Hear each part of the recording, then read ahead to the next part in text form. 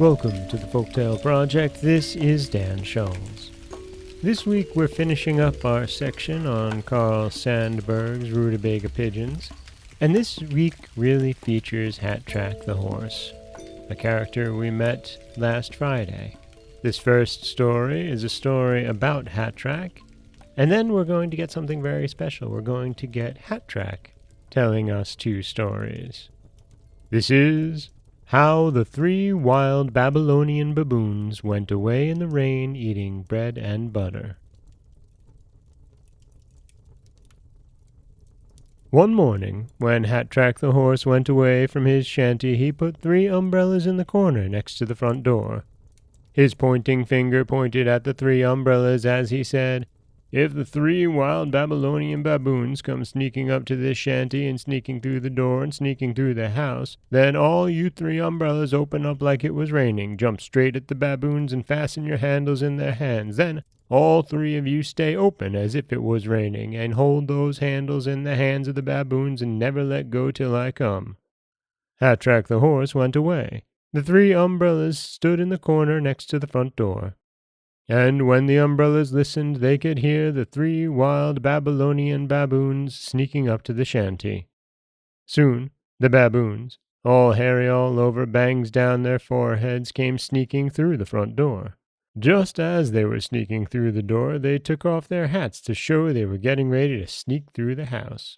Then, the 3 umbrellas in the corner opened up as if it was raining. They jumped straight at the 3 wild Babylonian baboons, and they fastened their handles tight in the hands of the baboons and wouldn't let go. So, there were 3 wild Babylonian baboons, each with a hat in his left hand and an open umbrella in his right hand. When Hatrack the Horse came home, he came quiet. He opened the front door, quiet. Then he looked around inside the house, quiet. In the corner where he had stood the 3 umbrellas, he saw the 3 wild Babylonian baboons on the floor sleeping, with umbrellas over their faces. "The umbrellas are so big they couldn't get through the door," said Hatrack the Horse. For a long time he stood looking at the bangs hanging down the foreheads of the baboons while they were sleeping. He took a comb and combed the bangs down over the foreheads of the baboons. He went to the cupboard and spread bread and butter. He took the hats off of the left hands of the baboons and put the hats on their heads. He put a piece of bread and butter in the hand of each baboon. After that, he snipped each one across the nose with his finger, snippety-snip, just like that.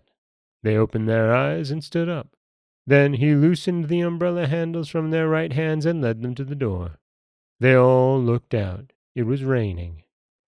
"Now you can go," he told the baboons. And they all walked out of the front door, and they seemed to be snickering and hiding the snickers. The last he saw of them, they were walking away in the rain eating bread and butter. And they took off their hats, so the rain ran down and slid off of the bangs on their foreheads. Hatrack the Horse turned to the umbrellas and said, "We know how to make a surprise party when we get a visit from the Babylonian baboons with their bangs falling down their foreheads, don't we?" That is what happened, as Hatrack the Horse told it to the night policeman in the village of Cream Puffs. And that is the story of how the 3 wild Babylonian baboons went away in the rain eating bread and butter. A fairy tale brought to us by Carl Sandburg. It's just fun. It's a fun tale from the perspective of Hatrack, and it's about Hatrack. That makes it unique in this set of stories. This is Dan Scholes for the Folktale Project. Don't forget that you can subscribe to the podcast on Apple Podcasts, Stitcher, Google Play, Overcast, anywhere you like to get your podcasts. You can follow us on Twitter at Folktale Project. You can find us on Auto Radio, TuneIn Radio, iHeartRadio, Spotify, anywhere you like to listen. And you can always head over to folktaleproject.com, where you'll find a new story waiting for you every Monday, Wednesday, and Friday. As always, thank you so much for listening.